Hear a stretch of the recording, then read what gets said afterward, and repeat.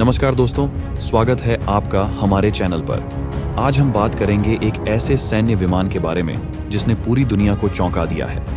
ये विमान है रूस का Tu-160 ब्लैक जैक बॉम्बर, जिसे व्हाइट स्वान भी कहा जाता है। भारत इसे अपनी ताकत का हिस्सा बनाने की सोच रहा है और ये कदम भारत के लिए कितना बड़ा बदलाव ला सकता है, ये जानना बहुत ही दिलचस्प होने वाला है। भारत और रूस का रक्षा क्षेत्र में संबंध दशकों से बेहद मजबूत रहा है।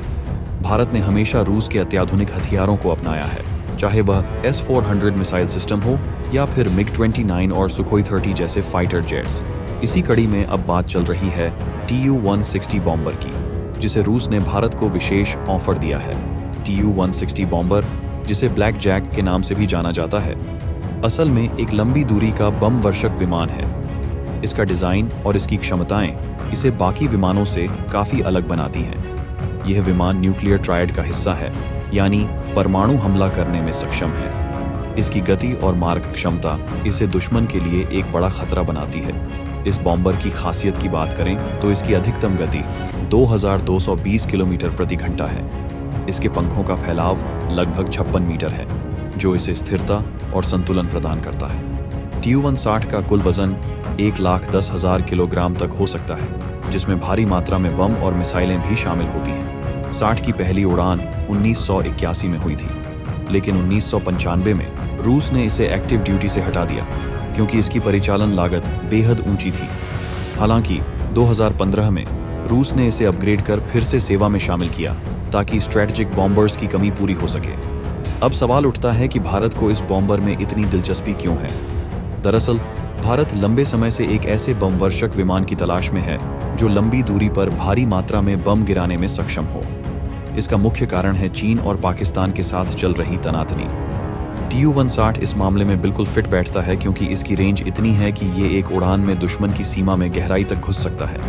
भारत को एक ऐसा बॉम्बर चाहिए जो चीन और पाकिस्तान जैसे प्रतिद्वंद्वी देशों के खिलाफ एक स्ट्रैटेजिक लाभ प्रदान कर सके। Tu-160 की विशेषता है कि ये बिना किसी रुकावट के लंबी दूरी तय कर सकता है, जो इसे किसी भी संघर्ष स्थिति में बेहद प्रभावी बनाता है। इसके पास इतनी क्षमता है कि एक ही बार में रणनीतिक ठिकानों पर भारी हमले कर सकता है। हालांकि Tu-160 की खरीद और ऑपरेशन में खर्च काफी है। इसे चलाने और मेंटेन करने की लागत काफी ऊंची है। भारत के पास अभी मौजूदा स्ट्रैटेजिक बॉम्बर्स की कमी है, लेकिन इसका खर्च भारत के लिए एक बड़ा सवाल बनता है। Tu-160 को खरीदने से भारत की सैन्य शक्ति और कूटनीतिक प्रभाव दोनों ही बढ़ सकते हैं। यह न केवल भारत की सामरिक क्षमता को बढ़ाएगा, बल्कि भारत और रूस के बीच रक्षा संबंध भी और मजबूत होंगे। वहीं अमेरिका और अन्य पश्चिमी देशों की नज़र भी इस कदम पर रहेगी, क्योंकि Tu-160 का इस्तेमाल रूस का न्यूक्लियर डिटेरेंस में भी होता है। भारत के पास Tu-160 जैसे बॉम्बर का होना पूरे क्षेत्र में एक संतुलन बना सकता है। यह पाकिस्तान और चीन दोनों के लिए एक संदेश होगा कि भारत की सैन्य ताकत अब नई ऊंचाइयों पर पहुंच रही है। इसके अलावा भारत की न्यूक्लियर स्ट्रैटेजी को भी एक नया मोड़ मिल सकता है। दुनिया में अन्य स्ट्रैटेजिक बॉम्बर्स जैसे अमेरिकी B-2 स्पिरिट और चीनी H-6 से Tu-160 की तुलना करें तो यह बहुत आगे है। B-2 स्पिरिट एक सटीक हमला करने वाला बॉम्बर है, लेकिन इसकी गति और रेंज Tu-160 के मुकाबले कम है। 6 बॉम्बर तो Tu-160 के सामने कहीं टिकता ही नहीं। अगर भारत ने Tu-160 बॉम्बर को अपनी वायुसेना में शामिल किया तो इसका असर भारत की सैन्य ताकत और रणनीतिक नीति दोनों पर पड़ेगा।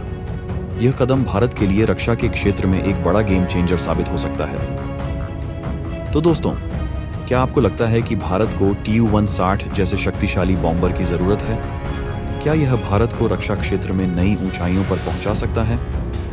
नीचे कमेंट में हमें अपनी राय बताएं और इस वीडियो को लाइक और शेयर करना ना भूलें। साथ ही हमारे चैनल को सब्सक्राइब करें ताकि ऐसे ही और भी दिलचस्प वीडियो आपके पास सबसे पहले पहुंच सकें।